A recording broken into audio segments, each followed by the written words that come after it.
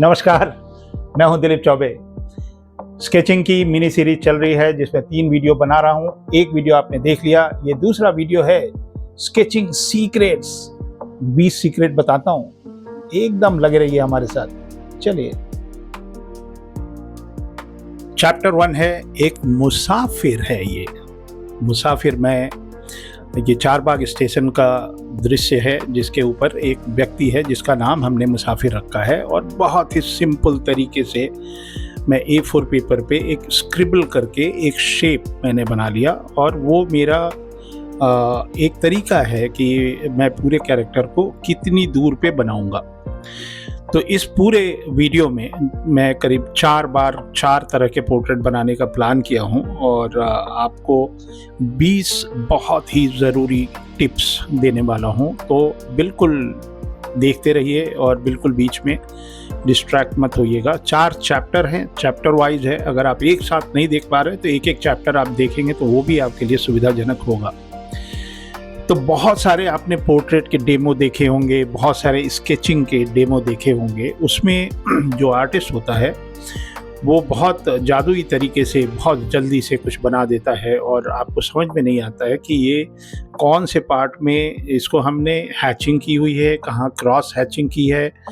एक photographic shading होती है। उस तरह के पोर्ट्रेट बहुत आपको मिल जाएंगे और बहुत सारे स्केचिंग मिल जाएंगे ग्राफाइट से।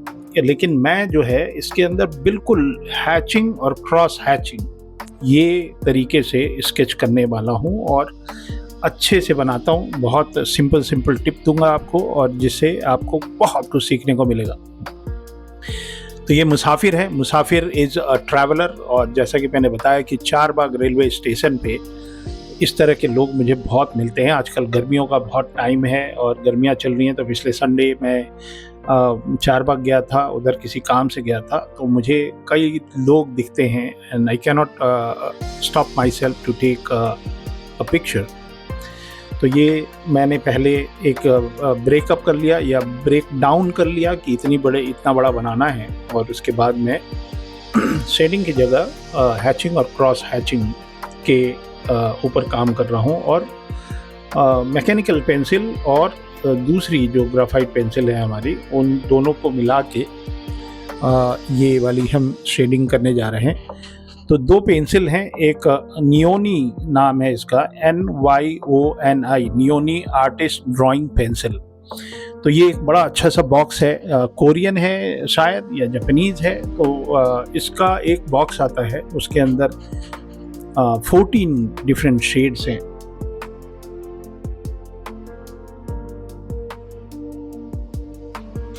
तो ये मैं शेडिंग कर रहा हूँ। और तो चलिए, अब ये जो सीक्रेट्स हैं वो मैं बीच बीच में आपको बताता जाऊँगा। 1 से लेके 10 करूँगा, फिर 1 से लेके 10 करूँगा, मतलब 20 नए टिप आपको दूंगा। तो सबसे पहले तो मैं आपको बता दूँ कि हैचिंग किसको बोलते हैं।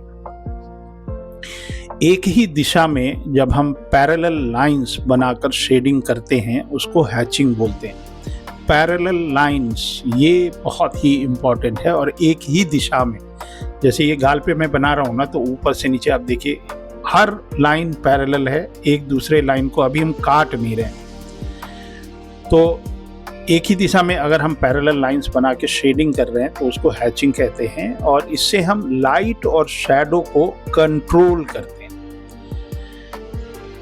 दूसरा टिप ये है कि लाइन का जो प्रेशर होता है ना, जब हम प्रेशर से लाइन बनाते हैं उसका एक कंट्रोल होता है।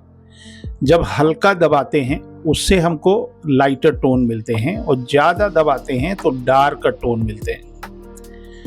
तो ये मैं धीरे धीरे से काम करता जा रहा हूँ। एकदम से पूरी ड्राइंग नहीं बना रहे हैं। ग्राफाइट है ना, देखिए अगर मैं ऊपर काम करके नीचे आ गया और फिर मुझे ऊपर काम करना है तो ग्राफाइट मेरे हाथों में लग जाता है और थोड़ा स्मज हो जाता है। तो मैं बहुत साफ सफाई वाला व्यक्ति हूँ और सफाई से काम करता हूँ। तो ऊपर से नीचे मैं ट्रैवल कर रहा हूँ, लेकिन बीच बीच में ड्राइंग करेक्ट करते हुए चलते हैं। तो आप एकदम ध्यान से देखते रहिए। जो पहला वाला मैंने बताया कि एक ही दिशा में पैरेलल लाइंस, ठीक। दूसरा पॉइंट मैंने बताया कि लाइन का प्रेशर का हमको कंट्रोल करना पड़ता है। एक ही पेंसिल है ये ग्राफाइट वाली, जो 0.5 की 2B पेंसिल है इसके अंदर मैकेनिकल पेंसिल में। तो जहाँ हम हल्का दबा के काम करते हैं वो लाइटर टोन हो जाता है, ज़्यादा दबा के काम करेंगे तो वो डार्कर टोन हो जाता है। सीक्रेट ये है कि पेंसिल का कंट्रोल ही रियल सीक्रेट है। अब आते हैं टिप नंबर 3, जो सीक्रेट है उसका तीसरा नंबर। तो तीसरा भाग ये है कि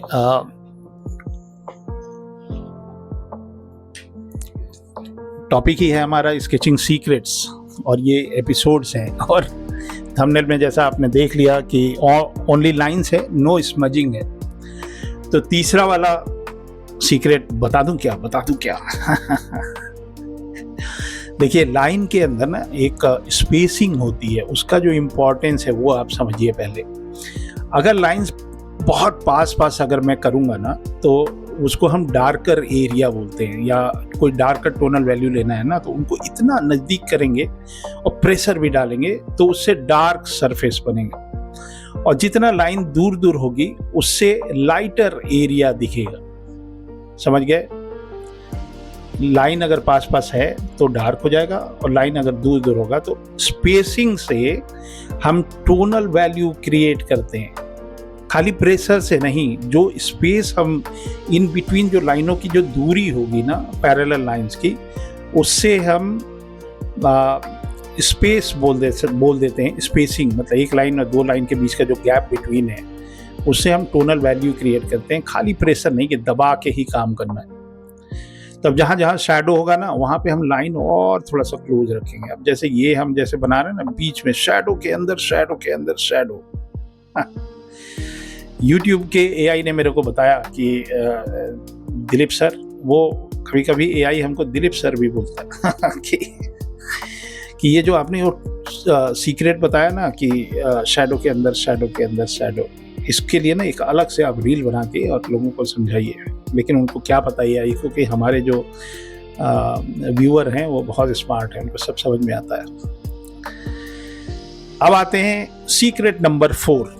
सीक्रेट नंबर 4 ये है कि डायरेक्शन बहुत मायने रखता है। अब जैसे ये उंगलियां है ना, इसका हम एक कंटूर लाइन बना रहे हैं, जैसे ये उंगली बनाई और ये गोल बना रहे हैं, तो डायरेक्शन बहुत मैटर करता है। अगर आप एकदम सीधी लाइन करेंगे ना तो आर्टवर्क बहुत स्टिफ हो जाएगा। तो डायरेक्शन बहुत इंपॉर्टेंट है। लाइंस हमेशा फॉर्म के साथ चलनी चाहिए। जैसे फेस पे जो कर्व होते हैं ना, हम अगर उस कर्व के अगेंस्ट चलाएंगे तो वो फील नहीं आएगा। तो कंटूर लाइन अगर हम देते हैं ना तो ड्राइंग में 3D वाली फीलिंग आती है, 3D वाला फील आता है।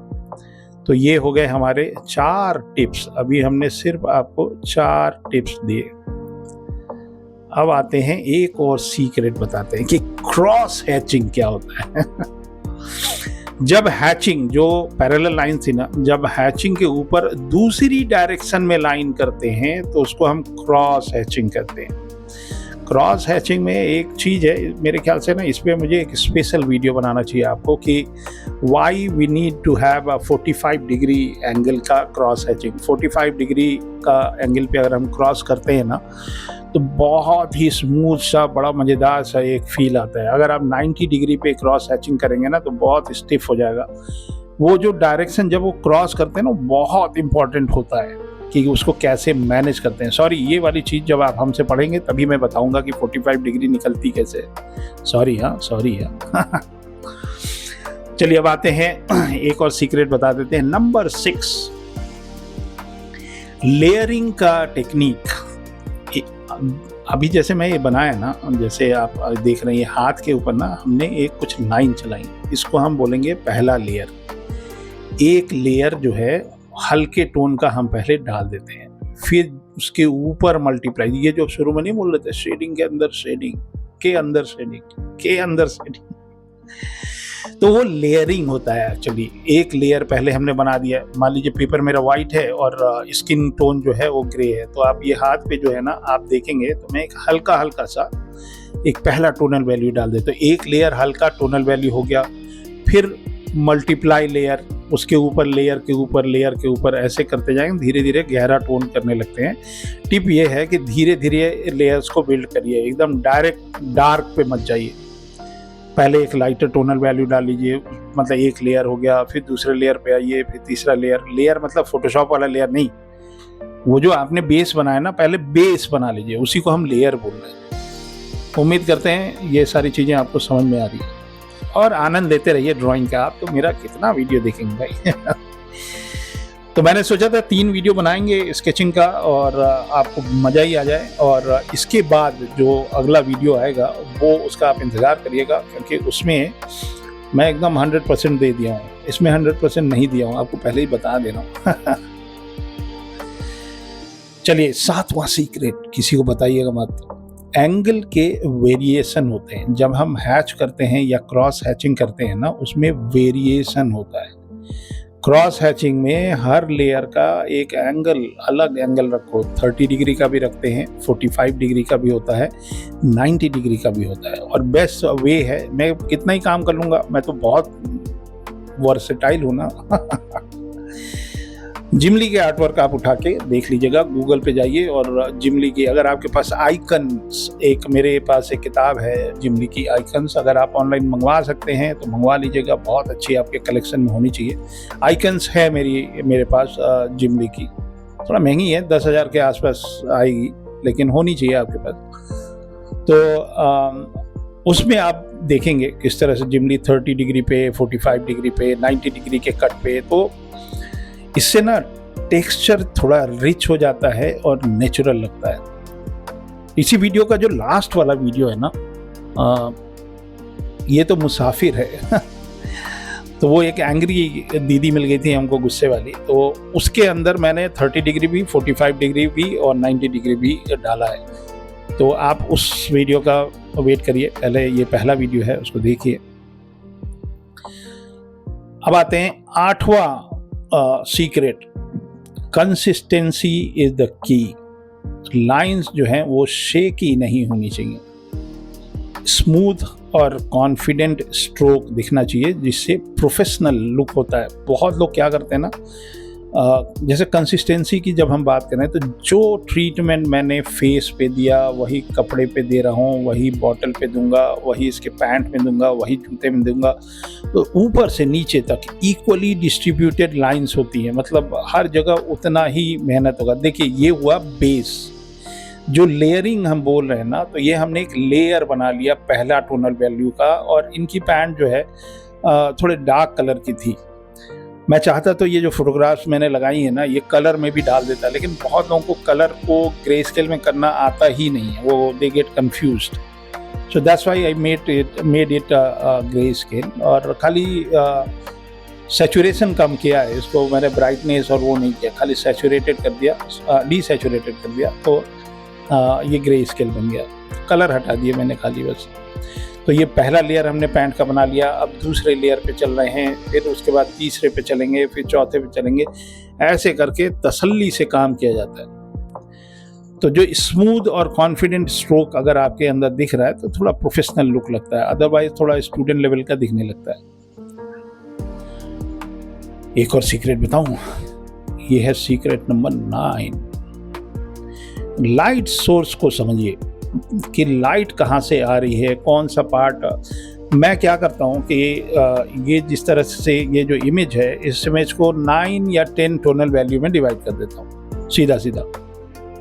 तो लाइट सोर्स से के हिसाब से हम काम शुरू करते हैं कि लाइट किधर से आ रही है। तो लाइट सोर्स को समझना जरूरी है, कहाँ से लाइट आ रही है, पहले ये डिसाइड कर लो कि कहाँ कहाँ लाइट पड़ रही है, कहाँ शैडो पड़ रहा है, तो उसी हिसाब से हैचिंग करिए, और वरना ड्राइंग ना बहुत फ्लैट लगने लगती है।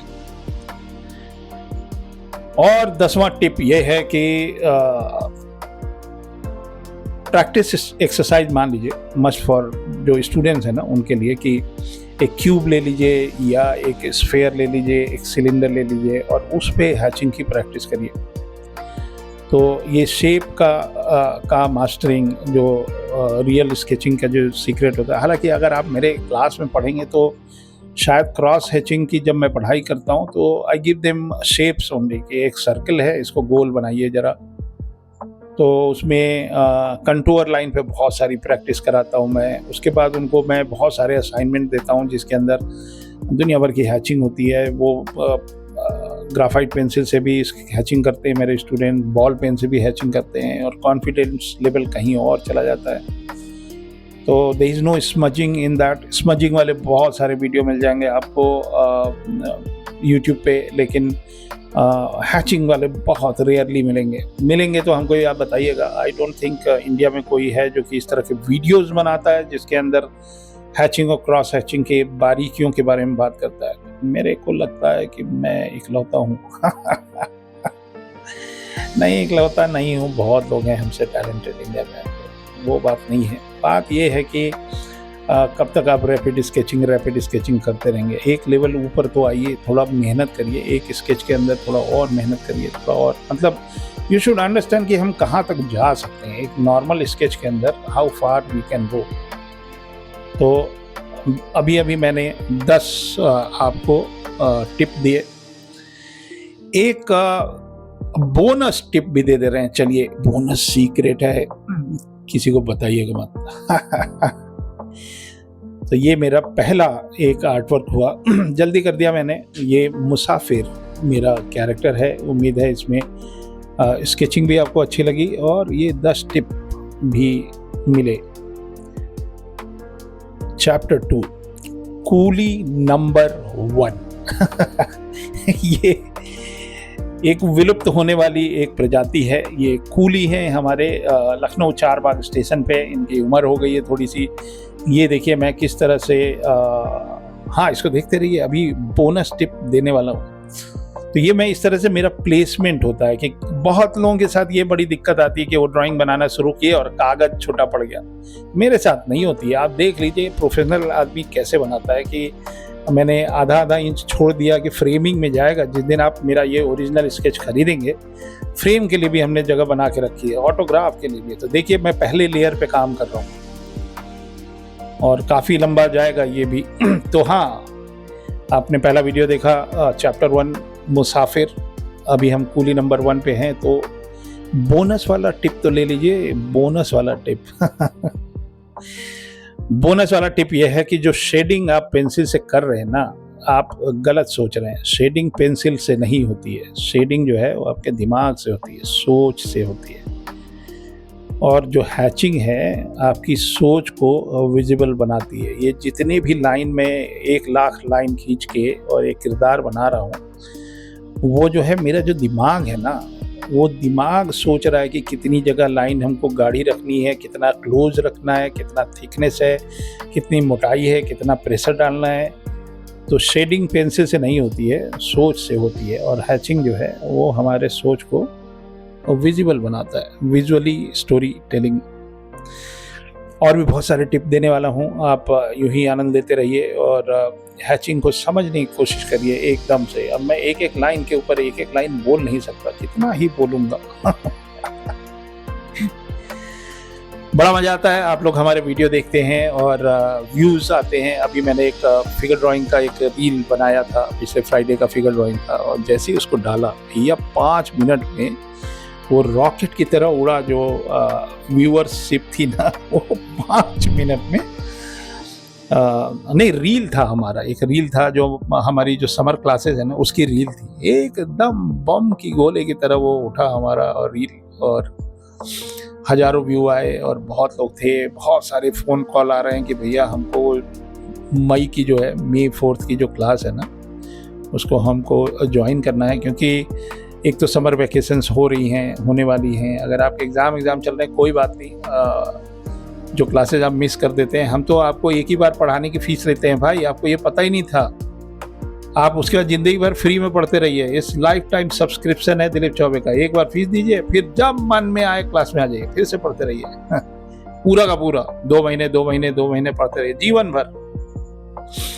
तो चलिए, ये आपके लिए मैसेज हो गया। और देखिए मैं कहाँ डिसीजन ले रहा हूँ कि इसको गाढ़ा रखना है, इसको क्लोज रखना है। तो ये वाली चीज़ आप थोड़ा सा अपना भी दिमाग लगाइए। मैं आपको और 10 टिप देता हूँ, आप भी क्या याद करेंगे कि आज दिलीप चौबे से पाला पड़ गया है चलिए, तो ये एडवांस टिप है, ये टिप नंबर 11 है, बहुत इंपॉर्टेंट है। हाँ, ये थोड़ा एडवांस लेवल का है कि कंटूर हैचिंग का इस्तेमाल करिए।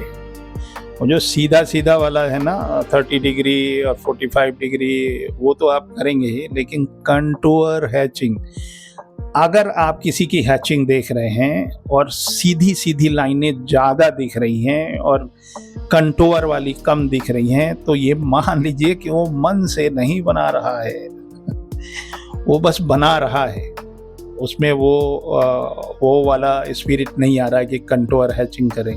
सीधा सीधा लाइन खींच के पैरेलल लाइन से उसने बना दिया। और वही आर्टिस्ट अगर खूब मन से कंटूर वाली हैचिंग किया है तो समझ लीजिए कि मन से बना रहा है। सारे आर्टिस्ट बंधुओं, आपका सीक्रेट मैं यहाँ शेयर कर रहा हूँ। तो ये कंटूर हैचिंग का इस्तेमाल किस लिए करते हैं? सीधी लाइन की जगह अगर फॉर्म के कर्व के साथ हैचिंग करेंगे ना, तो इससे वॉल्यूम और डेप्थ की इंस्टेंटली बढ़ने लगती है।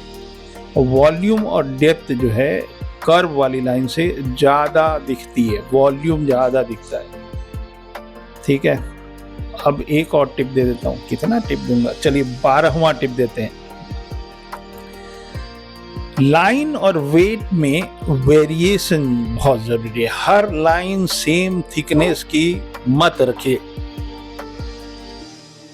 हर लाइन सेम थिकनेस की मत रखिए। कुछ लाइन थिक रखिए, कुछ लाइन थिन रखिए, और ज़्यादा नेचुरल और डायनामिक फील आएगा उससे। अगर आप कुछ लाइन थिक रखेंगे, थोड़ा सा थिन रखेंगे, और उससे थोड़ा सा ज़्यादा अच्छा लगता है। वैसे मैं बता दें, एक और टिप है नंबर 13,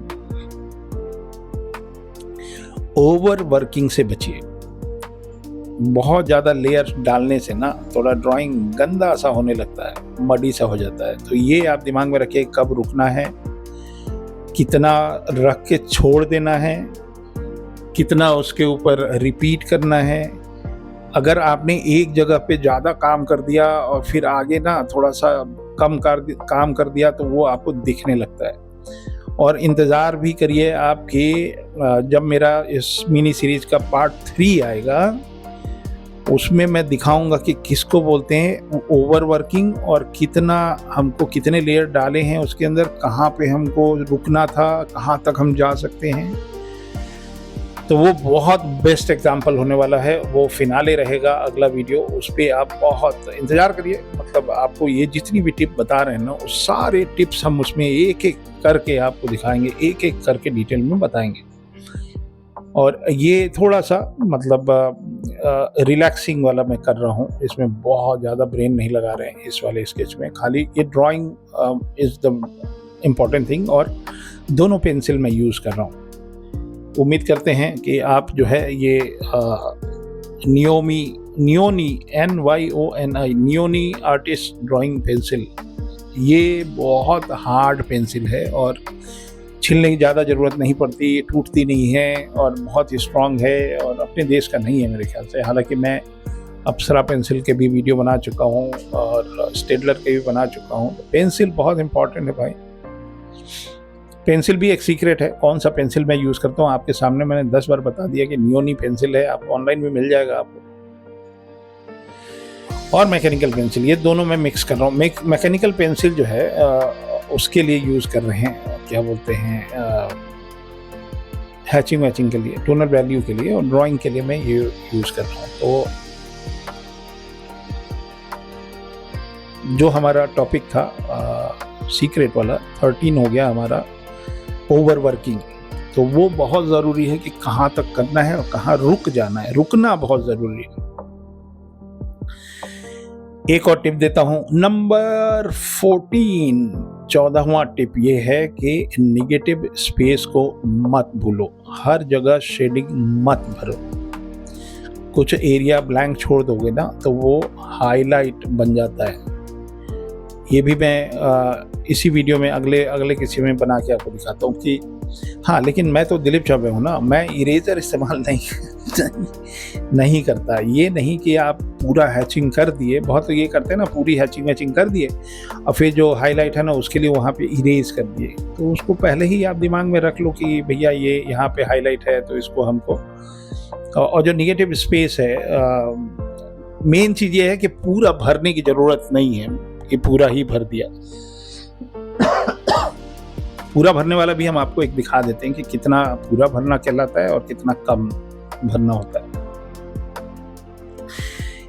नंबर 15वां टिप ये रखेंगे हम कि हैचिंग और क्रॉस हैचिंग को टेक्सचर क्रिएट करने में यूज़ करना चाहिए। जैसे अगर कोई लकड़ी का सामान है या कपड़ा है या स्किन है, और कोशिश करिए कि हर सरफेस का एक अलग पैटर्न लेके चलिए हैचिंग के लिए। ये बहुत प्रो लेवल की बात कर रहा हूँ मैं, हालांकि जो हमारे स्टूडेंट होते हैं उनको पहले दिन से हम इसी ट्रीटमेंट में बात करते हैं। प्रो लेवल हमारे लिए कुछ नहीं है। जो स्टूडेंट बन के आया वो हमारा प्रो लेवल हो गया, उसको मैं प्रो लेवल की तरह ट्रीट करता हूँ। तो कोशिश करिए कि अलग अलग टेक्सचर के लिए अलग अलग तरह का पैटर्न यूज़ करिए। हैचिंग से टेक्सचर दिखाइए, सिर्फ शेडिंग नहीं कि खाली लाइट और शैडो के लिए आप यूज़ कर रहे हैं। पेपर मैं यूज़ कर रहा हूँ, थोड़ा ग्रेनी पेपर है और कार्ट्रेज शीट है, थोड़ा 200 ग्राम का शीट है, तो उसमें ग्रेन्स होते हैं, तो अपने आप टेक्सचर भी क्रिएट होता है। तो अलग अलग पैटर्न से अगर आप टेक्सचर करेंगे ना, कि गमछे का अलग है, ये हाथ बना रहा हूँ, ये जो उंगली है, उंगली में अभी हमको कंटूर डालना है, ये थोड़ा सा, तो थोड़ी अभी ड्राइंग देखिए, ये कंटूर हो गया। तो एक तो हो गया शेडिंग सीधा सीधा, और एक होता है टेक्सचर। तो टेक्सचर वाला अगर आप यूज़ करेंगे तो अच्छा रहेगा। एक और टिप दूं नंबर 16, स्पीड वर्सेस कंट्रोल। एक बैलेंस बनाना पड़ता है। अगर बहुत स्लो करोगे ना काम तो थोड़ा लाइन जो है स्टिफ लगेगी, और बहुत फास्ट करोगे तो कंट्रोल खो जाएगा। तो एक ही रिदम में ड्रॉ करते हैं। ये मैं बहुत प्रोफेशनल टिप दे रहा हूँ कि ये नहीं कि बहुत स्लो एक लाइन गिन के बना रहे हो। एक फ्लो बनाना पड़ता है कि हाँ, कहीं में तो मैं हैचिंग या तेल लेने में चला जाता हूँ, गजर मजर भर देता हूँ कहीं भी। वो मैं टेक्सचर क्रिएट करने के लिए करता हूँ कि मान लो कोई लकड़ी की चीज़ है या कुछ चीज़ है ना, तो उसमें हम एक अलग टाइप का पैटर्न यूज़ कर लेते हैं। तो मेन चीज़ ये है ना कि बहुत स्लो करोगे तो स्टिफ लाइन दिखाई देगी, डर के करना उसको बोलते हैं। कभी कभी अब जैसे मैं ये वाला जो शेडिंग कर रहा हूँ ना, इसमें कोई डर वर नहीं है हमारे पास। मैं उसको फिल कर रहा हूँ, एक लेयर बना रहा हूँ, पहला लेयर बना रहा हूँ। तो स्पीड वर्सेस कंट्रोल, ये दोनों पे बहुत दिमाग लगाते हैं, और ये बैलेंस करना बहुत ज़रूरी होता है कि ये नहीं कि एकदम मारे एकदम हैचिंग जैसे फ्री हैंड स्केचिंग चल रहा है। हैचिंग में फ्री हैंड वाला मामला थोड़ा सा कम रहता है, ठीक है। एक और टिप दे दूं, नंबर 17, सिंगल स्ट्रोक का एक कॉन्फिडेंस होता है। एक लाइन आपने खींचा और खुद ही डर गए, अरे यार ये गलत लाइन हो गया अगर आप एक लाइन कर दिए थोड़ा सा गलत हो गया, बस ये है कि कोशिश करिए कि मैं जो पैटर्न पे काम कर रहा हूँ ना 90 डिग्री में कट नहीं कर रहा हूँ। 90 डिग्री जैसे ही करोगे ना स्टिफनेस आ जाती है। पता नहीं मैं इतना टेक्निकल बातें बता रहा हूँ, आपको समझ में आना चाहिए, उम्मीद करते हैं, क्योंकि हमारा जो वोकेबलरी है ना वो आर्टिस्टों वाला वोकेबलरी है। मैं टीचर भी हूँ और इंडस्ट्री प्रोफेशनल भी हूँ। हैचिंग क्रॉस हैचिंग की ज़रूरत हमारे कॉमिक जब हम बनाते हैं उसमें बहुत ज़रूरत पड़ती है, क्योंकि ब्लैक की अलग प्लेट बनती है ना, तो CMY के है तो 3 अलग अलग प्लेट बनती है। तो काला हमारे पास एकमात्र कलर होता है जिससे कि लाइन आर्ट हम दिखाते हैं, और अंडरनीथ जो अंदर का लेयर है। अब ये वाला मैं बार बार बोलता हूँ शेडिंग के अंदर शेडिंग। तो ये पैंट में पहले मैंने बेस बनाया, फिर उसके अंदर को ऑब्जर्व किया, फिर एक छोटा सा वॉल्यूम बना लिया, उस वॉल्यूम के अंदर फिर थोड़ा सा एक डार्क वैल्यू कर दिया। तो ये सब चीज़ें हैं थोड़ा प्रोफेशनल टाइप का। तो सिंगल स्ट्रोक कॉन्फिडेंस, उसके एक स्ट्रोक जो आप करते हैं ना उसके अंदर आपका कॉन्फिडेंस दिखाई देना चाहिए। और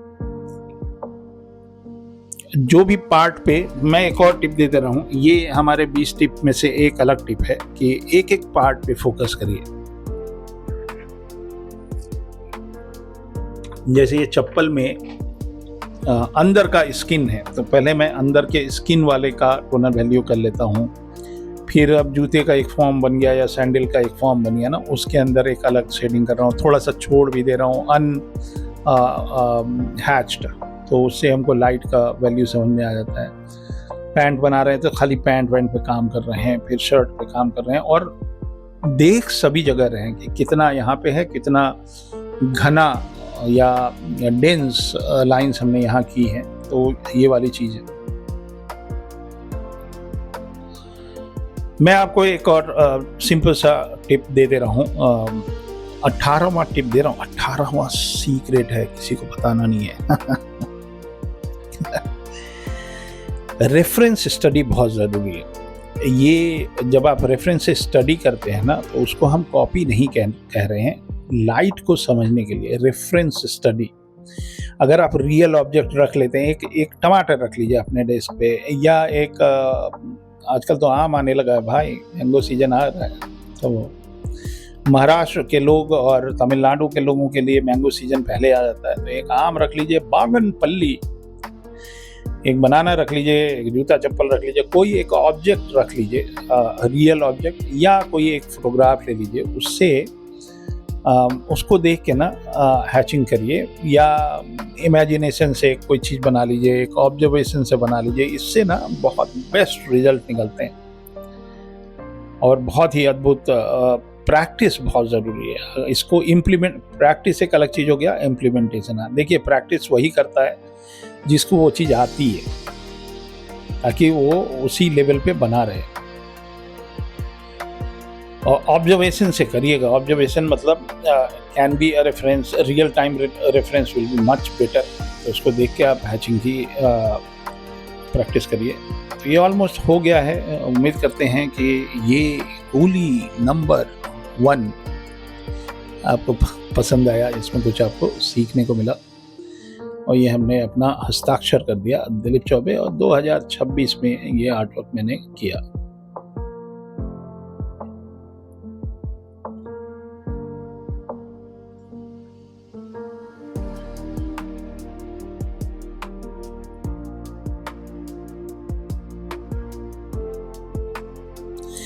चैप्टर नंबर 3, रेट्रो भाई लोग। ये एकदम रेट्रो फील आया भाई। मैं गया था चारबाग, आप देख सकते हैं इस इमेज में, पीछे चारबाग स्टेशन लिखा हुआ दिख रहा है आपको।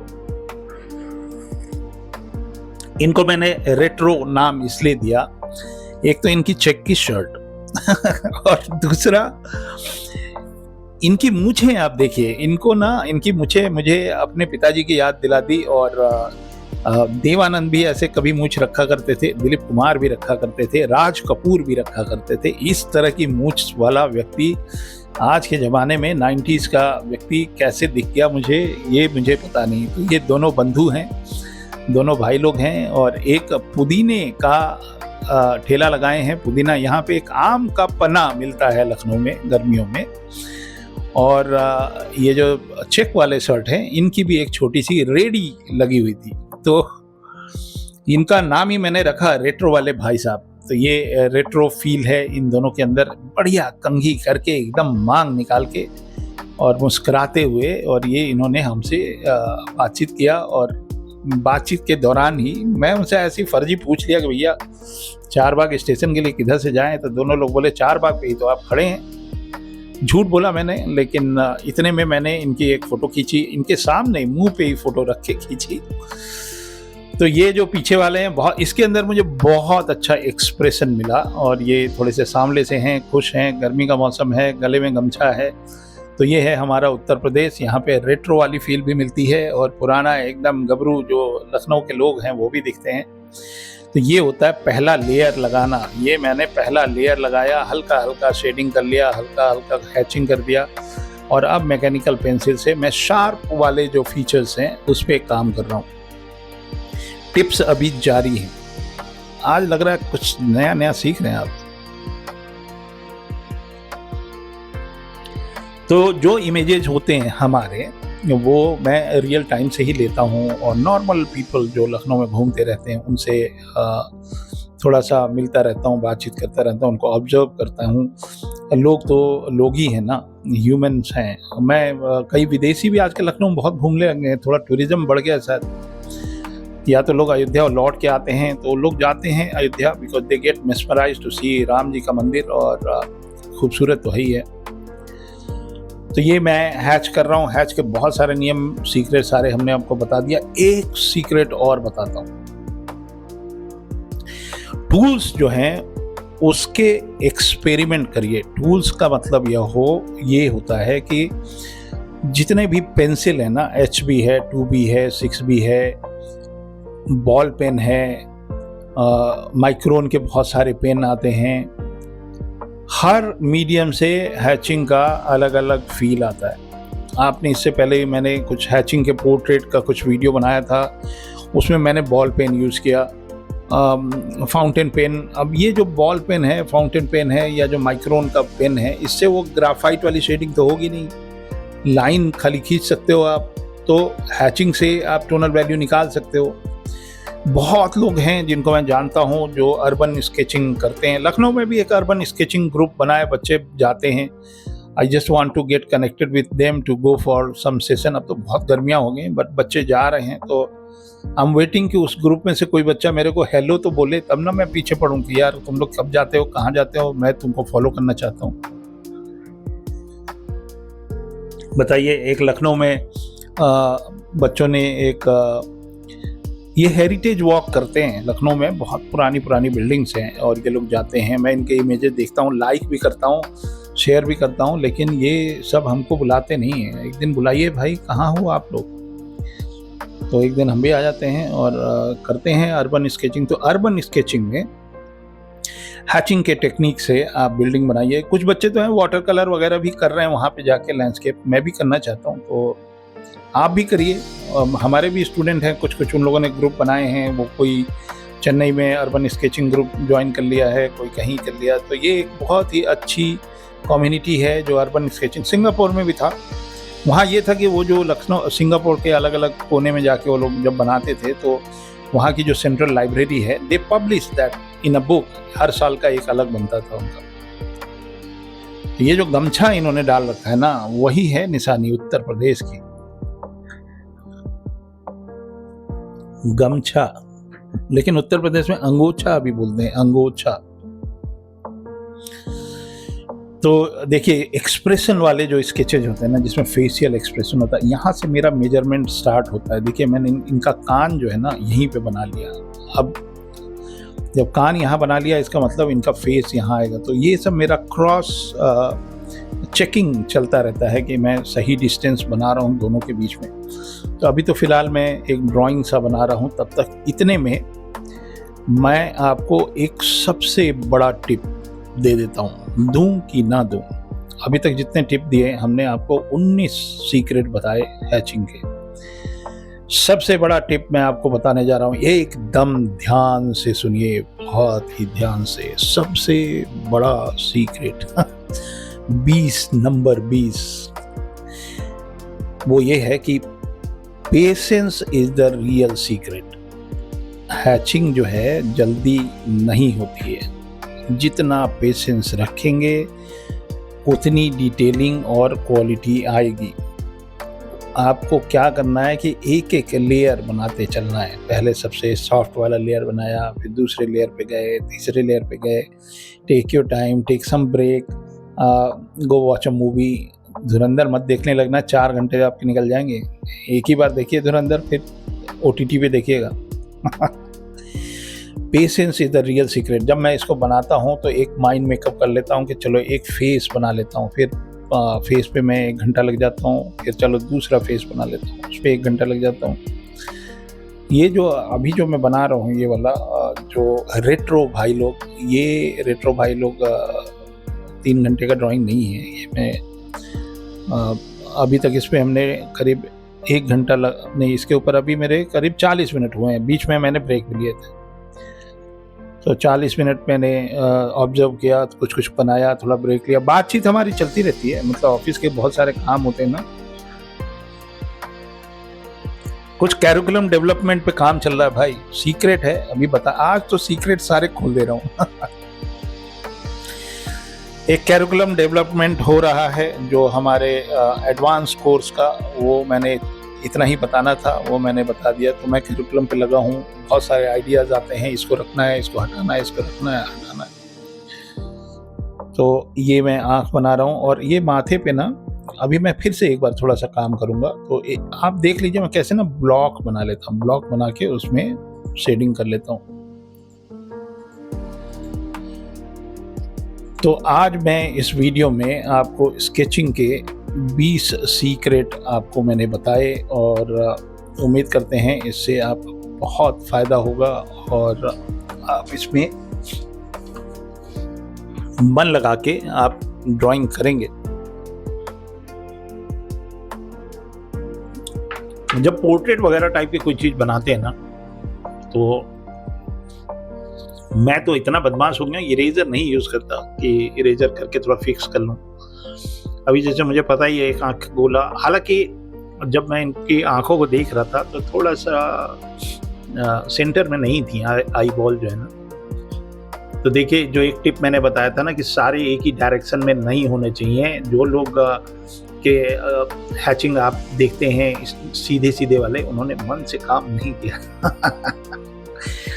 सब मारेंगे हमको पकड़ के। मेरे ही दोस्त हैं, मित्र हैं, वो लोग हैचिंग बहुत फोकस करते हैं।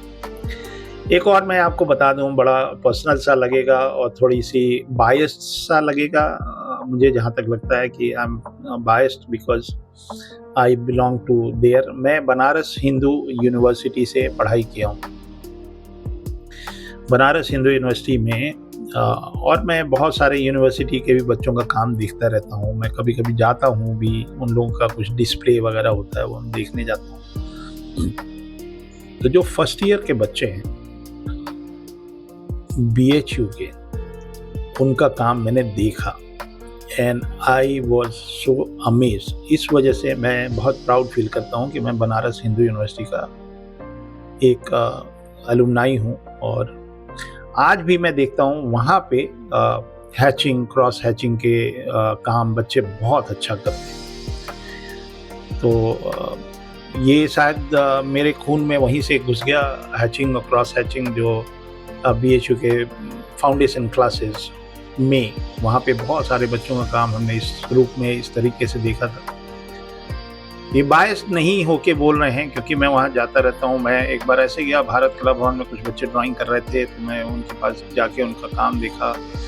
बनारस घाट वाट पे भी मैं उस समय उतना फेमस नहीं था। फेमस तो मैं बचपन से था, बट उतना फेमस नहीं था क्योंकि मैं विदेश में रहता था। करीब 14 साल से मैं गायब था, इंडिया में था नहीं, तो लोगों को नहीं पता था और यूट्यूब पे मैं था नहीं। तो जो लोग मेरे को राज कॉमिक के ज़माने से जानते थे वही हमको जानते थे। तो वो भी पब्लिक प्लेस पे, शकल से शायद उतने लोग, नाम बहुत लोगों ने सुन रखा दिलीप चौबे, बट तो मैं बच्चों का काम हम देखता हूँ, ऑब्जर्व करता हूँ। तो ये वाली जो बेसिक स्किल है, मैंने BHU में बच्चों के, ज़्यादातर बच्चों के ये वाले स्किल देखे हैं। क्योंकि एक तो म्यूजियम है हमारे बगल में, हमारे कॉलेज ऑफ आर्ट्स के बगल में भारत कला भवन, तो सारे बच्चे वहाँ जाते हैं। और मुझे नहीं लगता कोई भी एक स्टूडेंट ऐसा होगा जिन्होंने जाके इस तरह से शेडिंग वाले काम लाइव स्कल्पचर को देख के नहीं किया होगा। हमारी क्लास ही चलती थी आउटडोर वहाँ पे, हालांकि वो इंडोर है, मतलब म्यूजियम के अंदर आप जाके ड्राइंग कर रहे हैं। तो एक प्रथा सी बनी हुई है, पिछले 50 सालों से बच्चे म्यूजियम में जाते हैं और ड्रॉ करते हैं। तो आप भी कभी इस तरह का मौका मिले, जैसे आजकल तो बहुत गर्मियाँ हैं, अर्बन स्केचिंग तो समझ में आता है कि आप जाके पब्लिक प्लेस पे जाके और किसी बिल्डिंग को, किसी ओपन एयर पे जाके कुछ बना रहे हैं। लेकिन अगर आपके शहर में कोई म्यूजियम हो जहाँ पे चोल वंश के गुप्तकालीन और ये इस तरह के स्कल्पचर हों, वहाँ पे जाके बैठ के वहाँ पे बनाएंगे ना, तो उससे एक बड़ा यूनिक सा एक्सपीरियंस होगा। उसका रीज़न मैं बता दे रहा हूँ। रीज़न ये होता है कि म्यूज़ियम में वो जो स्कल्पचर्स होते हैं ना, उनके ऊपर बहुत सारा स्पॉटलाइट होता है। तो स्पॉटलाइट से ना एक different kind of tonal value, shading का या शैडोज जो है ना, वो एक अलग टाइप का दिखता है। कभी लाइट इधर से आ रही, कभी क्रॉस लाइट हो रही है, तो वहाँ पे दिमाग लगाया जाता है। ये हाथ में मैं थोड़ा सा ना कंटोर लाइन टाइप का दे रहा हूँ, थोड़ा सा कंटोर है। मैंने बोला ना कर्वेचर वाला अगर हैचिंग आप कर रहे हैं ना, तो वो सबसे अच्छा माना जाता है क्योंकि आप वॉल्यूम पे काम कर रहे हैं। अब जैसे ये उंगली है ना, उंगली में मैं अगर शेडो है ना लास्ट नीचे में, तो ये देखिए ये कर्वेचर, ये होता है कर्वेचर। ये तो ड्राइंग भी हो रही है और आपको ना कंटूर भी मिल रहा है। इन्होंने कुछ पकड़ रखा है। तो बताइए आपको मैंने कितने सीक्रेट्स बता दिए आज मैंने एकदम दिल खोल के आपको सीक्रेट पे सीक्रेट और भी बताऊं क्या? चलिए और बताते हैं। जब हम कोई इमेज को लेके और प्लान करते हैं कि ये हमको बनाना है, तो ये बहुत ओवरऑल पहले देखते हैं कि ये नहीं कि पीछे के डिटेल्स पे ध्यान दे रहे हैं। 2 कैरेक्टर हैं, ये बंदा सामने है तो उसको हमने एक ब्लॉकिंग कर ली कि इसको हम बड़ा सा रखते हैं, उसके पीछे वो रखते हैं।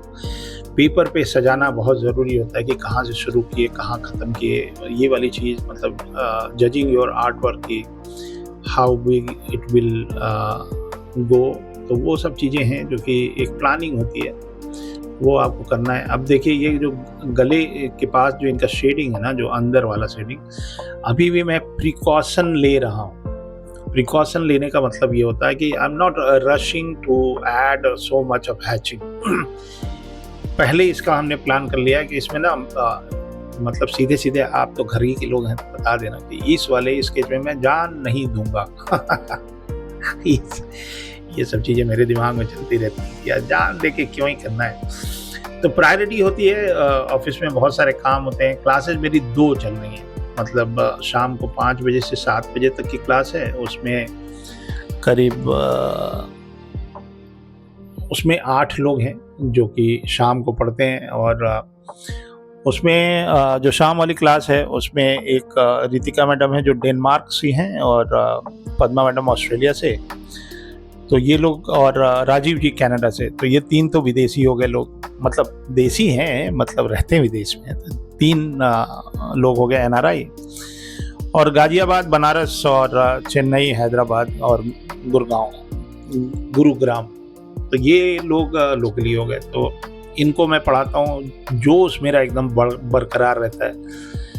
तो दिन भर काम करने के बाद शाम को 5 बजे से 7 बजे तक पढ़ाते हैं। तो मेरे को किसी ने बोला भी था कि अरे आप बैक टू बैक 2 क्लास पढ़ाएंगे तो क्वालिटी नहीं मारी जाएगी। दिलीप चौबे से बोल रहा था, सोच लो। और उसके बाद जो दूसरी क्लास है वो 8 बजे से शुरू होती है शाम को, और रात के 10 बजे तक। और 10 बजे के बाद मैं डिनर करता हूँ। सोच लो, भूख लगी रहती है हालांकि, लेकिन क्वालिटी डाउन नहीं होती भाई। तो उसमें भी काफ़ी लोग हैं जो भारत के अलग अलग कोने से हैं, और विदेश से भी काफ़ी लोग हैं उसमें भी पढ़ने वाले। तो कहने का मतलब ये है कि मुझे शाम के लिए थोड़ी एनर्जी चाहिए होती है। मान लीजिए कोई टफ टॉपिक है, उस दिन ज़्यादा बोलना है, तो ये उसका रिफ्लेक्शन मेरे आर्ट वर्क पे भी पड़ता है। ये जो यूट्यूब पे जो मैं वीडियो बना रहा हूँ तो मैं बोलता जान नहीं देना यार, छोड़ो ना दिलीप, थोड़ा सा कम ही मेहनत करो। ज़्यादा मेहनत वाला भी ड्राइंग करके आपको दिखाते हैं, किसको मैं ज़्यादा मेहनत बोलता हूँ और किसको कम मेहनत बोलता हूँ। खराब नहीं बनाता, ये नहीं कि खराब वाला बना दिया, टाइम पास कर दिया, नहीं। सड़ी वाली सब्जी मिल जाती है बाद में, टमाटर सड़ा हुआ, वो वाला नहीं। Quality will be great. तो ये पर्सनल सीक्रेट बता रहा हूँ जो मेरे दिमाग में चलता है कि एक वीडियो जो मैं बनाने जा रहा हूँ उसका मैं क्या क्या प्लान करता हूँ। ये आज मेरे पास 4 घंटे अगर इसमें लगा दिए तो 4 घंटे, फिर शाम रात को 5 घंटे हमको पढ़ाना है, तो शक्ति बचेगी कि नहीं बचेगी। तो स्टेमिना भी होना चाहिए, और अच्छा पढ़ाता हूँ, मतलब हंसी खुशी से पढ़ाता हूँ, लोग खुश रहते हैं, मैं भी खुश रहता हूँ। तो एक एनर्जी होनी चाहिए ना। तो मैंने कहा कि दिलीप चौबे पढ़ा रहे हैं, आप हल्के में ले रहे हैं। दिलीप चौबे 9 क्लास पढ़ाए भाई एक दिन में। भाई कौन हो आप? एक वीक में 3 घंटे की क्लास हो रही है, और सप्ताह में मंडे टू फ्राइडे पे मैंने 9 क्लास पढ़ाई है भाई। 9 क्लास है 3 घंटे की सप्ताह में। और खाली क्लास में जाके लेक्चर देना नहीं होता है। जो 9 क्लासेज है ना, I give feedback to each and every student. एक क्लास में 22 स्टूडेंट, एक बच्चा जो काम कर रहा है, एक असाइनमेंट में पर्सनल फीडबैक, बैठ के एक स्टूडेंट को, 4 स्टूडेंट को 2 घंटे। हल्के में ले लिए क्या? यहाँ तो क्या होता है, कॉलेज में गुरुजी आएंगे, बोलेंगे कि ये बनाना है, और गुरुजी तुरंत स्कूटर लिया निकल लिया घर। ना तो उनको बैठना है, ना उनको आता है, ना वो बैठ के बताएंगे कि बनाना क्या है, उनको मालूम ही नहीं है तो क्या ही बताएंगे। तो गुरुजी आए, बोले कि भैया ये ना 5 ये बना के इस साल ये जमा कर दो, और क्या बनाना है अपने देख लेना भैया, जो मन में आए बनाना। हम भी तो पढ़े हैं ना हिंदुस्तान से। स्टूडेंट लगे हुए हैं 20-20 के अंदर। देखो यहाँ गलती हो गई थी, मैंने इरेजर इस्तेमाल किया और साँच को आँच किया। मैंने बता दिया आपको कि इरेजर मैंने इस्तेमाल किया। कभी कभी हो जाता है, मतलब मेरे टेबल पे रहता ही नहीं है इरेजर ढूंढने में जितना टाइम लगता है उतने में तो हम बना ही देंगे। थोड़ा बहुत गलत होगा तो आप तो माफ कर ही देंगे। हाँ। तो अच्छा चल रहा है, क्लासेज अच्छी चल रही हैं। जो बच्चे पहले पढ़ के निकल गए हैं हमसे हमेशा संपर्क में रहते हैं। कुछ वो लोग अचीव कर रहे हैं, अब उनका टाइम है और मुझे प्राउड फील करा रहे हैं। तो बहुत ही शानदार अनुभव हो रहा है, बच्चे पढ़ के और प्रोफेशनल हो जाएं, जो भी उनके सपने हैं वो सब पूरे हो रहे हैं। तो इससे बढ़िया और क्या ही हो सकता है। मेरा योगदान चल ही रहा है AVGCT, animation, visual effect, games, comics and toys, toy industry. सोचो तो थोड़ा बड़ा सोचो ना, मतलब क्या क्या कर सकते हो। तो टॉय इंडस्ट्री के टॉय के ऊपर भी कुछ वीडियो बनाऊंगा। तो ये दोनों कैरेक्टर हमारे ऑलमोस्ट हो गए, और पीछे थोड़ा सा एम्बियंस, जो लोग BFA वगैरह में एडमिशन के लिए तैयारी कर रहे हैं उनके लिए ये तरीका है कि आप इस तरह के कंपोजिशंस जो हैं उनको आते हैं एग्ज़ाम में कि एक मार्केट का दृश्य बनाइए और पनघट का दृश्य बनाइए। ये पनघट पीछा नहीं छोड़ रहा। बनारस के घाट बनाइए, सब्जी मंडी बनाइए। तो इस तरह की चीज़ें होती हैं। तो इसमें प्रायोरिटी होती है कि मैं किसको प्रायोरिटी दे रहा हूँ। अच्छा कंपोजिशन भी हो जाता है। ये कंपोजिशन का एक टिप है। मुझे अच्छा तो नहीं लगता कि मैं भी BFA एंट्रेंस के लिए कुछ वीडियो बनाऊं, क्योंकि मेरी जिम्मेदारी ना एंट्रेंस होने के बाद 4 साल पढ़ने के बाद जब आपको मार्केट में जाना है तो आप मेरे से पढ़िए इंडस्ट्री लेवल। तो ये हमारा कंपोजिशन रेडी हो गया, और उम्मीद करते हैं कि आपको इसमें काफ़ी कुछ टिप्स मिले।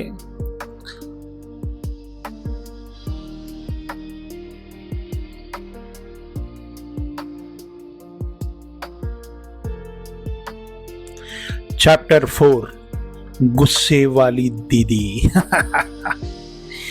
तो ये जो एक दीदी हैं ये बहुत गुस्से में थी। मैं गया इनके दुकान के बगल से जा रहा था, और इनके पास लखनऊ में ना गर्मियों में 10 रुपए का पानी का बोतल भी मिलता है। तो ये मैडम है, देखिए पहले मैंने, और पोर्ट्रेट टाइप का मैं थोड़ा बड़ा बनाता हूँ ताकि आपको अच्छे से दिखाई दे, और खाली फेशियल एक्सप्रेशन और थोड़ा सा ये फोरशॉटिंग है, टॉप एंगल से दिख रहा है। तो इनके हाथ में एक बोतल ये वाला बना दे रहा हूँ, और बस इतना ही बना रहा हूँ। वो पीछे की और जो डिटेल है ना वो सब चीज़ें नहीं कर रहा हूँ, और मैं इसके अंदर हैचिंग मैचिंग कर रहा हूँ। इसमें एक्सप्रेशन मिलेगा। तो जितनी चीज़ें मैंने अभी बताई, 20 टिप्स जो आपको सीक्रेट बताए थे, कितना कहाँ तक जा सकते हैं और किस लेवल तक जा सकते हैं, वो वाली चीज़ हम आपको दिखा रहे हैं लेयर बाय लेयर। हाँ, और भी बहुत सारे सीक्रेट हैं, वो मैं सोच रहा हूँ शेयर कर देता हूँ। आज तो मैं एकदम खुल्ला सारे सीक्रेट आपको बता देता हूँ कि ये जो क्रॉस हैचिंग और हैचिंग जो है, इसको मैं बीइंग अ प्रोफेशनल आर्टिस्ट हम लोग कहाँ और क्यों यूज़ करते हैं।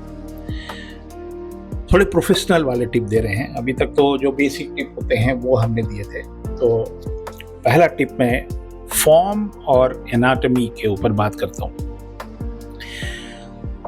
जो फॉर्म होता है ना, जो एनाटॉमी होती है, जैसे बॉडी है, शेप है, बाल है, चेहरा है, हाथ है, स्किन है, तो फेस का जो प्लेन्स होता है ना उसको डिफाइन करने के लिए, जो फॉर्म है या एनाटॉमी को डिफाइन करने के लिए हम हैचिंग और क्रॉस हैचिंग को यूज़ करते हैं। जैसे चीक बोन पे कैसा रहेगा, जॉ लाइन पे कैसे होगा, आई सॉकेट के अलग अलग डायरेक्शन की हैचिंग कैसे करेंगे, और जो पोर्ट्रेट है वो ज़्यादा स्कल्प्टेड रहेगा। जैसे 3D में 3D स्कल्पटिंग वाला जो काम होता है ना, कंटूर जो टोपोलॉजी आप करते हो, वो वाली फील आने लगती है इसके अंदर। फिर मसल के स्ट्रक्चर दिखाने में मैं इसको यूज़ करता हूँ। जो बाइसेप्स होते हैं, फोर आर्म्स या नेक वाले जो मसल होते हैं, कॉमिक के लिए जैसे मैं तिरंगा बनाता था ना, तो उसमें हैचिंग कर देता था, या अभी जो कॉमिक जो आएंगी हमारी, उसके अंदर मैंने बहुत जगह प्रयोग किया। जिम ली का ही एक उदाहरण देख लीजिएगा, तो मसल वगैरह वगैरह पे वो डिफरेंट काइंड ऑफ हैचिंग करते हैं, बहुत अलग अलग तरीके से होती है। तो देखिए, मैं पूरा फेस पे एक तरह का टोनल वैल्यू, पहला या दूसरा लेयर वाला टोनल वैल्यू मैंने लगा दिया। अब बाल में हम और डेप्थ डाल रहे हैं, ठीक है। एक और टिप है कि फोरशॉर्टनिंग को एनहांस करने के लिए, जैसे कि जो व्यूअर के सामने है, जैसे कैमरे में नहीं होता है कि सामने वाला चीज़ एकदम क्रिस्टल क्लियर दिख रहा है, डेप्थ ऑफ फील्ड जैसे होता है, और जो पीछे की चीज़ है वो धीरे धीरे डल हो रही है। तो मैं इसको फोरशॉर्टनिंग को एनहांस करने के लिए, या एटमॉस्फेरिक पर्सपेक्टिव दिखाने के लिए, या डेप्थ को दिखाने के लिए, तो मैं इसको इस्तेमाल करता हूँ, हैचिंग और क्रॉस हैचिंग। आप लोग मेरे फिगर ड्राइंग देखते होंगे ना, फिगर ड्राइंग, जेस्चर ड्राइंग के जो हम वीडियोज बनाते हैं, फ्राइडे को जो हमारी फिगर ड्राइंग होती है, तो उसमें जो क्विक हैचिंग से मूवमेंट और एनर्जी को हम दिखाते हैं उसके अंदर। तो स्टैटिक ड्राइंग भी अगर होगा ना, अगर आपने अच्छे से हैच कर दिया हल्का सा भी, तो वो जो कर्वेचर है या उस तरह के जहाँ पे शैडो पार्ट आ रहे हैं वहाँ पे हैच कर दिया ना, तो बहुत डायनेमिक दिखने लगता है। अब देखिए, बाल मैंने बनाया हैचिंग से, एकदम जैसे कंघी करते हैं ना, वैसा कर दिया मैंने।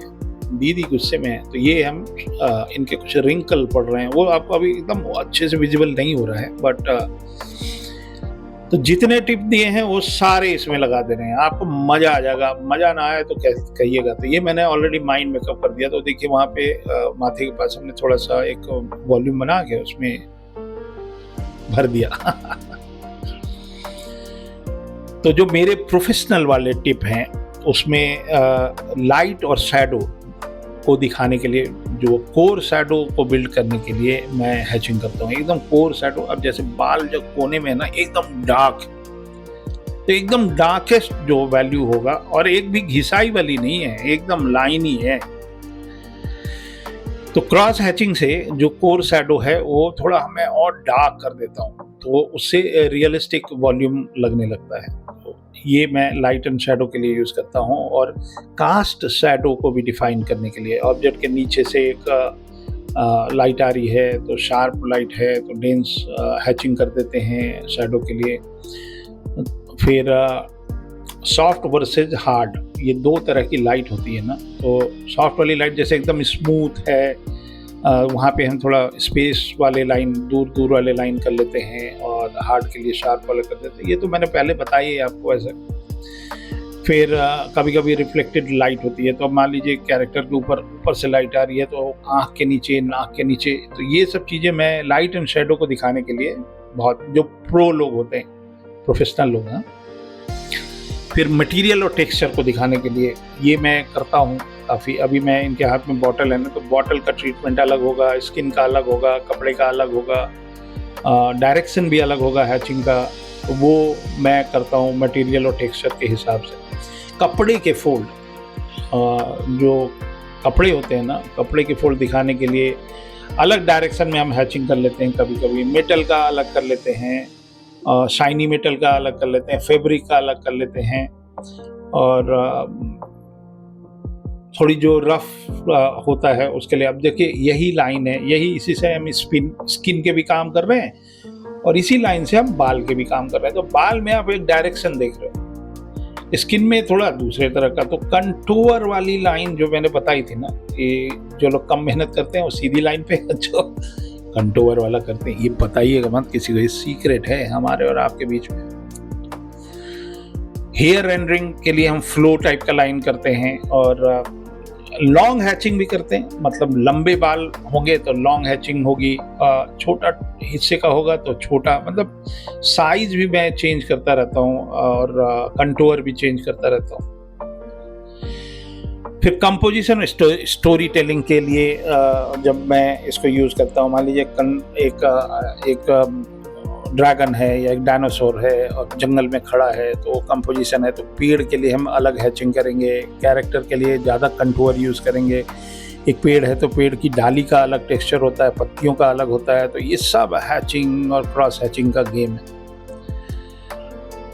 व्यूअर का अटेंशन, मान लीजिए मेन कैरेक्टर, उसको हमने बहुत मेहनत कर दी, इसके ऊपर खूब लाइट कर दी। अभी स्मिता ने एक स्केच भेजा अपना कॉमिक का, एक पैनल का एक ड्राइंग था स्मिता का, उसने मेरे से एक फेस बनाया था, फेस पे वो बहुत ज़्यादा हैचिंग कर दी थी, डार्क लग रहा था। तो उसको मैंने यही बताया कि सामने वाले कैरेक्टर पे आप खूब अच्छे से डिटेल में हैचिंग कर दीजिए और पीछे वाले में कम करिए, और उसके भी पीछे जो खड़ा है उस पर तो बिल्कुल ही मत करिए।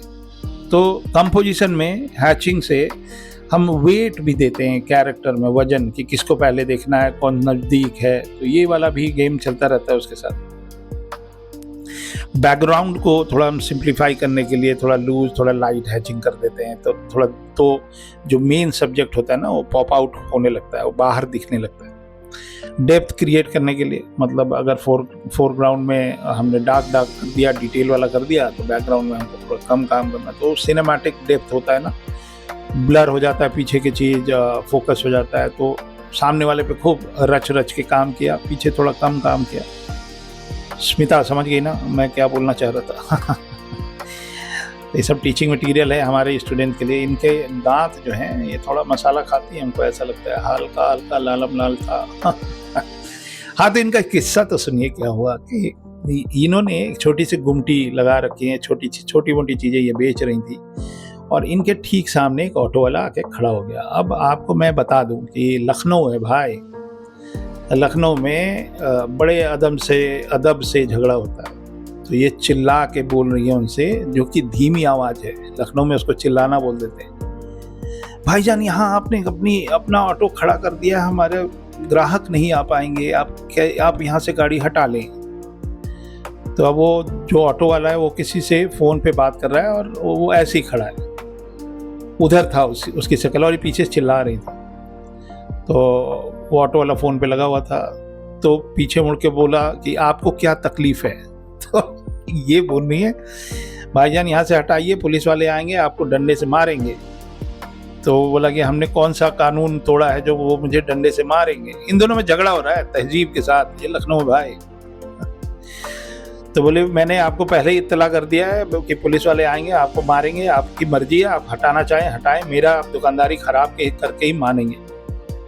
तो वो अपने फ़ोन पे लगा हुआ है, वो कह रहा आप अपने काम से काम रखिए। ये सब चलता है झगड़ा, ये नहीं कि सर्फ टॉवल हो रहा है, लखनऊ है भाई। और मैं मज़े ले रहा हूँ। और मैंने इनकी एंग्री बर्ड का, गुस्से वाली दीदी, इनका हमने फोटोग्राफ लिया, और क्या एक्सप्रेशन मिला, क्या फेस मिला। ये है कंटूर वाला शेडिंग, ये देखो कंटूर वाला, आप समझ गए ना। सॉरी मेरे दूसरे आर्टिस्ट मित्रों, ये सीक्रेट बता देना ज़रूरी है, इससे हमारी तरफ बहुत सारे लोगों का फ़ायदा होगा।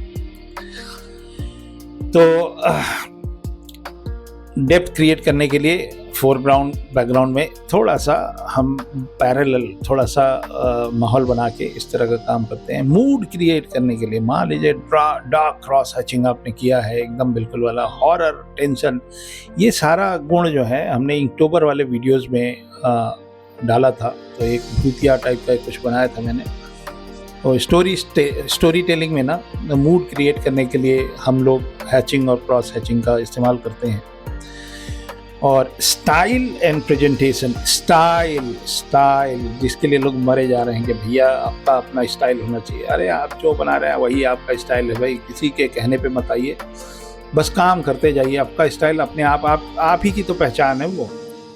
हाँ, किसी और का स्टाइल अगर आप कॉपी कर रहे हैं तो आप कॉपी कर रहे हैं, that is not your style. तो अगर आप मांगा भी बना रहे हैं तो बनाते जाइए, एक दिन आपका हो जाए। बस रेफरेंस ले लेके मत बनाइए। अगर आप मांगा आर्टिस्ट आपको बोल रहे हैं तो मांगा का रेफरेंस मत लीजिए। आपको कॉमिक बनानी है तो कहाँ तक रेफरेंस लेंगे, कब तक एक फ्रेम चुरा लेंगे वहाँ से। तो आपका पहचान वैसे ही बनने लगेगा, अपना स्टाइल एक निकलेगा आपका, लेकिन समय लगता है उसके अंदर। समय बनाने में नहीं लगता, समय आपकी पहचान बनने में लगती है। तो स्टाइल में मैं हैचिंग करता हूँ। जो कॉमिक है हम पहले डिसाइड कर लेते हैं कि ये कॉमिक में इतनी मेहनत होनी है। मान लीजिए एक black and white graphic novel है तो हम हैचिंग किस तरह का करेंगे, पूरी कॉमिक में कंसिस्टेंट होना है, बोल्ड वाला करेंगे या थोड़ा डायनेमिक वाला रखेंगे, या ग्राफिक नॉवल वाले फील में किस तरह का होता है वो रखेंगे, या मांगा टाइप का रखेंगे, या डीसी की तरह रखेंगे। तो ये हम डिसाइड करते हैं। और पेन एंड इंक का जो इलस्ट्रेशन होता है उसमें एकदम क्लीन प्रिसाइज हैचिंग, जो प्रोफेशनल फिनिश होता है, no smudging kind of thing. ये सब डिसीजन होता है जब हम स्टाइल या कोई प्रेजेंटेशन बना रहे होते हैं। या जो आपका स्केच बुक है उसको अगर आप प्रोफेशनल लुक देना चाहते हैं, या जो आपका पोर्टफोलियो है उसके अंदर अगर आप एक स्टाइल कंटिन्यू रखते हैं तो उससे हैचिंग दिखता है कि हाँ ये आदमी कितना मेहनत किया है, कितना इसमें पेशेंस लगा है। और एक और ज़बरदस्त सीक्रेट बता दूँ भयंकर वाला, कि लाइंस जो है सिर्फ शेडिंग नहीं करती है, कि ये जो लाइन से हम जो बना रहे हैं, खूब सारा हैचिंग कर रहे हैं, लाइन सिर्फ शेडिंग नहीं करती है, वो एक फॉर्म को बना रहा है, एक लाइट को दर्शाने की कोशिश कर रहा है, एक तरह का टेक्सचर है, कुछ इमोशन है, ये सब कुछ डिफाइन करती है। तो यही है मतलब रियल स्केचिंग सीक्रेट। तो ये मैंने चौथा वीडियो है हमारा, इसको मैं और डिटेल से आपको करके दिखाता हूँ। तो उम्मीद है ये वाला स्केचिंग सीक्रेट और स्केचिंग मैजिक, ये 3 मैंने बनाने का प्लान किया था। तो एक तो हो गया हमारा पहला वाला जो आपने देखा, जिसका नाम मैंने रखा था स्केचिंग मैजिक, ये एपिसोड 1 है। ये स्केचिंग सीक्रेट ये एपिसोड 2 है। और इसके बाद जो तीसरा वाला होगा वो मेरा एक बढ़िया सा स्केचिंग का मास्टर क्लास होगा, जिसके अंदर ये जितने भी टिप्स मैंने आपको सीक्रेट जो शेयर किए, कहाँ यूज़ करते हैं, कैसे प्रोफेशनल लोग काम करते हैं, कैसे सारी चीज़ें होती हैं, ये सारी चीज़ें मैं उसके अंदर आपको एकदम विधिवत बताता हूँ। तो और फिर हम उसका एक फिनाले करेंगे। एक सीरीज़ और हमारी चल रही है जिसमें 30 ग्रेट वॉरियर्स हैं और मैं उस पर काम कर रहा हूँ। मैं सोच रहा हूँ कि जब बन जाए तो इकट्ठे एक वीक में एक डालते जाएं।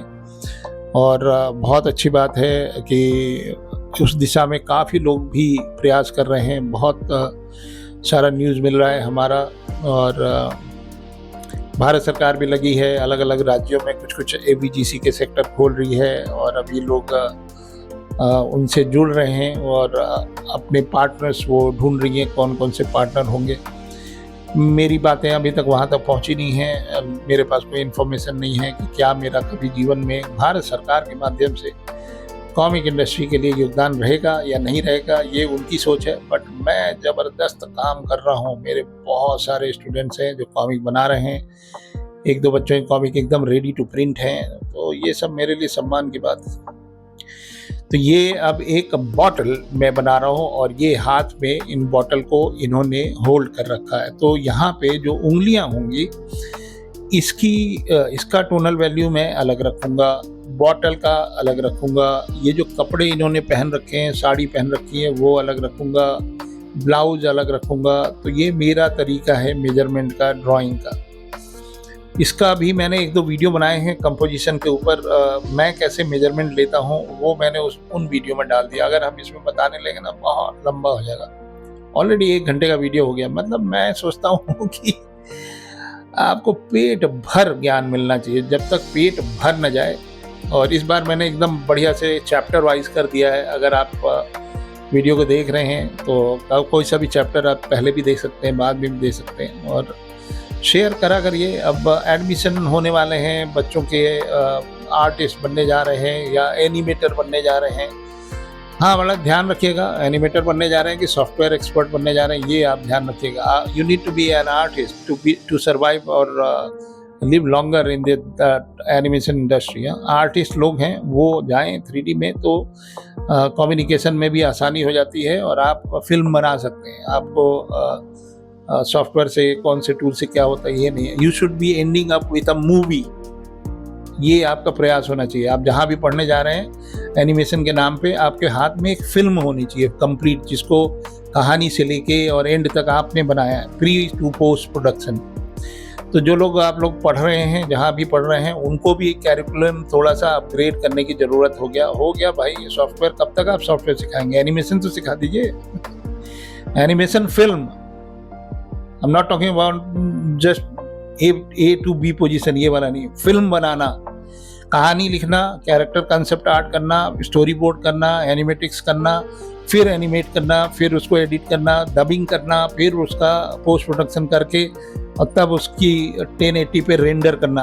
अल्टीमेटली HD में 1080 भी चलेगा, और फिर आप उसको रिलीज़ करिए बाकायदा यूट्यूब पे या सिनेमा हॉल में। ये होनी चाहिए पढ़ाई। मैं यही पढ़ाई करा रहा था विदेश में भाई। बच्चे आके एक फिल्म बनाते थे और हर सेमेस्टर में एक पूरी फिल्म होती थी, 30-30 मिनट की फिल्म बना देते थे बच्चे, नो चीटिंग। तो आपका स्वागत है क्रिएटिव इंडस्ट्री में। जितने भी लोग इस सेशन में एडमिशन लेंगे, कहीं भी आप पढ़िए, लेकिन अच्छा पढ़िए और मेहनत करिए, मेहनत करके जुड़िए, देश का नाम रोशन करिए, देश के लिए कुछ करिए। ये है कंटूर वाला हैचिंग। हाथ की गोलाई जिस तरह से है वैसी वाली हम गोलाई दे रहे हैं, ऊपर नहीं दे रहे हैं। तो टोनल वैल्यू को ऑब्जर्व करना एकदम डिटेल में। और मैंने एक की आपको बताया था कि पेशेंस इज द की। धैर्य से ये काम होता है, फटाफट नहीं होता। अब अब ये जो कपड़े का ना एक प्रिंट पहन रखा है इन्होंने, दीदी ने, अब इनका डिज़ाइन भी गजब है भाई। यही तो खूबी है भारत देश में। मैं सिंगापुर में था, पूरा देश नया नया कपड़ा पहन के जाता था, लेकिन वो या तो H&M पहनते थे लोग, या ज़ारा पहनते थे, या मैंगो पहनते थे। ये कपड़े होते हैं, और अब उनको ऑफिस जाना ही जाना है पूरे देश के लोगों को। ना कोई चटक मटक, ना कोई डिज़ाइन, ना कलर, एकदम मतलब मरा मरा सा कलर, और एक ग्रे, स्मोक ग्रे पहन के ऑफिस जा रहे हैं। और इंडिया में देखो झटाक कलर, एकदम लाल पीला। तो इसी वजह से बड़ी दिक्कत होती है जब साड़ी वाड़ी बनाना होता है ना। तो मैडम जी की साड़ी में बहुत अच्छे अच्छे प्रिंट हैं, लेकिन बहुत ही ग्राफिकल डिज़ाइन है। दीदी गई होंगी, कहीं से खरीदी होंगी ये साड़ी, अद्भुत है। अपना देश बहुत अद्भुत है भाई, बहुत ही अद्भुत। तो ये मैंने एक टोनल वैल्यू डाला। अब इस टोनल वैल्यू से कंटूर भी निकालना है कि भैया ये साड़ी का ये हिस्सा थोड़ा सा फूला हुआ है, या थोड़ा पिचका हुआ है, अंदर जा रहा है कि बाहर आ रहा है। ये सारी चीज़ें भी देखनी पड़ती हैं, और कोशिश की जाती है कि बन जाए बस। तो ये मैं तसल्ली से बना रहा हूँ, पेशेंस के साथ बना रहा हूँ, धैर्य से बना रहा हूँ। और ये इस मिनी सीरीज़ का एपिसोड 2 का ये लास्ट वीडियो है। तो आप देखिए कैसे ये पूरा बनता है। आप सभी लोगों से गुजारिश है कि जो बच्चे इस फील्ड में हैं या नहीं हैं, या आ रहे हैं, आने वाले हैं, उनको ये फॉरवर्ड कर दीजिएगा। एक छोटा सा अनाउंसमेंट मैंने पिछले वीडियो में भी किया था कि समर में मैं कभी मॉर्निंग क्लास में कभी नहीं पढ़ाता था, लेकिन इस बार मैं 10 बजे से एक क्लास स्टार्ट कर रहा हूँ। 10 बजे से 12 बजे तक चलेगा। देखिए ये है गोलाई वाला कंटूर। इस पूरी उंगलियों में मैं बना के दिखाता हूँ गोलाई वाला कंटूर। देखिए मैं कर्व वाला लाइन कर रहा हूँ, स्ट्रेट वाला कम करूँगा, कर्व वाला ज़्यादा करूँगा। तो 4 मई से, जो कि ज़्यादा दिन नहीं है, 4 मई से, हाँ, ये मॉर्निंग वाली क्लास फिर मैं अगले साल मई में ऑफ़र करूँगा। तो अगर आपने मिस कर दिया, और हाँ, हम बीच में कोई एडमिशन नहीं लेते हैं। बीच में मतलब अगर आपका एक बैच स्टार्ट हो गया तो 1 दिन बाद भी हम नहीं लेते। अगर आपका 1 दिन का क्लास छूट गया, मतलब आपने बहुत कुछ छोड़ दिया। 2-3 दिन का छोड़ दिया तो भैया बेटर कि आप विड्रॉ कर लीजिए, फिर से पढ़िए। एक दिन बहुत इम्पोर्टेंट होता है, एक मिनट बहुत इम्पोर्टेंट होता है जब मैं पढ़ाता हूँ। लेकिन अच्छे टीचर हैं हम। ये नहीं कि आपको डांट रहे हैं। तो बॉटल में मैं एक अलग वाला ट्रीटमेंट करने वाला हूँ, क्योंकि उसके अंदर ना एक अलग टाइप का शैडो है, बड़ा अलग टाइप का सरफेस है। तो ये तो मैं लाइट के लिए ले रहा हूँ। और उसके बाद ना और जो जैसे-जैसे ये वाला एक अलग ट्रीटमेंट है, ये जो बोतल जा रहा है ना, हाँ, तो ये शैडो हो गया। बहुत इंटरेस्टिंग है, मतलब अगर आप खाली हैचिंग क्रॉस हैचिंग का एक अलग मूड होता है, एक अलग ट्रीटमेंट होता है, तो वो वाला भी आप कर सकते हैं। और सिर्फ ग्राफाइट से जैसे नहीं, वो टोनल वैल्यू फोटोग्राफिक शेडिंग वाली, वो भी मैं एक वीडियो बनाऊंगा, अभी मन नहीं है, मतलब बना दूंगा। मेरे से बहुत बेहतर लोग हैं जो बना रहे हैं, आप उनसे भी कुछ सीखिए, उन लोगों के वीडियो फॉलो करिए, उनको भी देखिए, वो अच्छा पढ़ाते हैं। मेरे को लगता है कि उनके वीडियो में ज़्यादा अच्छे से उन्होंने समझा रखा होगा। मैंने नहीं देखा कोई वीडियो, मैं बनाऊंगा लेकिन अभी नहीं बनाऊंगा। एक हिंट दे दूँ एक मैं इसके बाद अभी स्केचिंग पे ही कुछ दिन काम करना चाह रहा हूँ, क्योंकि मैं कहीं रस्टी ना हो जाऊँ। तो एक सेपिया टोन का एक इंक आता है, बॉम्बे इंक बोलते हैं। मैं उससे करीब 10-12 साल काम किया सिंगापुर में। वो इंक मेरे पास अब है नहीं, और वो इंक जो है इंडिया में मिलती नहीं है। इंडिया में मैंने ऑनलाइन वगैरह चेक किया तो वही इंक जो है 1,000 1,500 का वो इंक मिल रहा है। तो एक कंपनी मेरे को दिखी, उनके इंक का नाम है स्याही। तो मैंने ऑनलाइन अभी ऑर्डर किया है, 1-2 दिन में मिलेगा। अमेज़न से ही ऑर्डर किया है। तो मैं सोच रहा हूँ कि थोड़ा सा क्लासिक, जैसे राफेल और ये लोग काम करते थे, या लियोनार्डो दा विंची जैसे काम करते थे, एकदम सेम ट्रीटमेंट में कुछ स्केचिंग करें। ये देखिए पैटर्न डिज़ाइन इनकी साड़ी का, अद्भुत साड़ी है भाई, अद्भुत। आपको एक बात और बताऊं, मैं जब कैरेक्टर्स बनाता हूं, मैं इतना इन डेप्थ उनको देख लेता हूं। अभी मैं गया था ना 4 बार, तो उसमें से 2 किरदार जिनको मैं एक बार बना चुका हूं, वो एकदम से मेरे सामने आ गए। मुझे लगा इनको मैं कहाँ देखा हूँ, पता चला मैंने उनका स्केच बनाया था। तो अभी तक ऐसे एक बार ऐसा हुआ है कि वो कोई कैरेक्टर को मैंने बनाया और मैंने वो स्केच उनको दे दिया कि भैया ये हमने आपको देख के बनाया था। आप भी करिए इस तरह का काम। और तो अनाउंसमेंट हमने कर दिया कि हमारी क्लासेस शुरू होने वाली हैं, और ये एक मौका है। किन लोगों के लिए है? कोई भी हो सकता है प्रोफेशन का। 2 महीने गर्मी की छुट्टियाँ हैं, 2 घंटे आपको पढ़ना है, और उसका फ़ायदा उठाइए। आप शौकिया भी हो सकते हैं, आप प्रोफेशनल भी हो सकते हैं, आप डॉक्टर भी हो सकते हैं।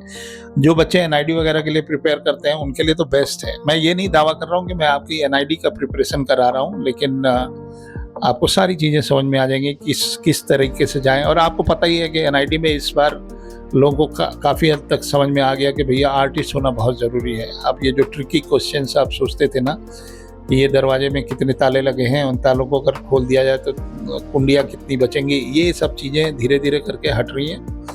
आईक्यू लेवल वाले ड्राइंग बेस्ड होते जा रहा है, सब कुछ ड्राइंग बेस्ड। अगर आपकी अच्छी ड्राइंग होगी, एनाटॉमी आपको आता है, एक्सप्रेशन आता है, जेस्चर आप बना लेते हो, टोनल वैल्यूज़ आपको समझ में आता है, तो ये सारी जो बेसिक फंडामेंटल्स हैं, और आप मेरे से पढ़ते हैं तो हमारा जो बेसिक है ना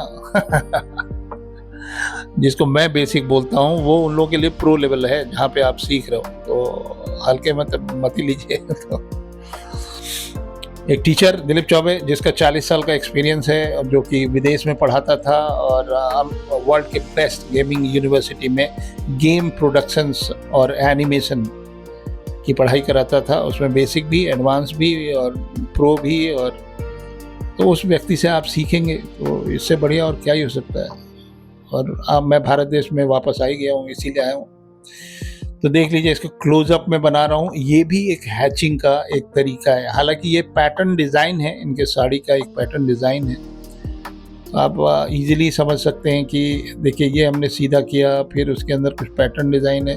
pattern design is giving me contour of that dress. तो अब आपको ये थोड़ा 3D वॉल्यूम टाइप का दिखने लगेगा। खाली लाइन्स है भाई, ओनली लाइन्स।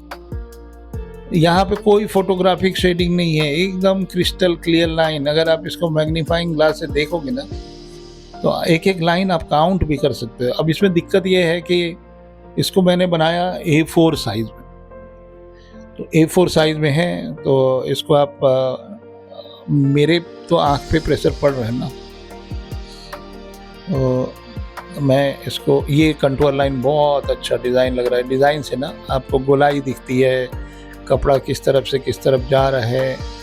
तो ये बाद में डालते हैं, जो आपके लेयर 1-2 लेयर आपने डाल दिए इंटरनल वैल्यू के, उसके बाद मैं इसको डालता हूँ। तो ये संपन्न हुआ। मिलते हैं हम लोग अगले सीरीज़ में। अगले सीरीज़ में नहीं, एक अगला वीडियो और आएगा और उसके बाद हम नया सीरीज़ स्टार्ट करेंगे। तो उम्मीद है काफ़ी सीक्रेट्स पता चले। मिलते हैं अगले वीडियो में, तब तक के लिए जय हिंद।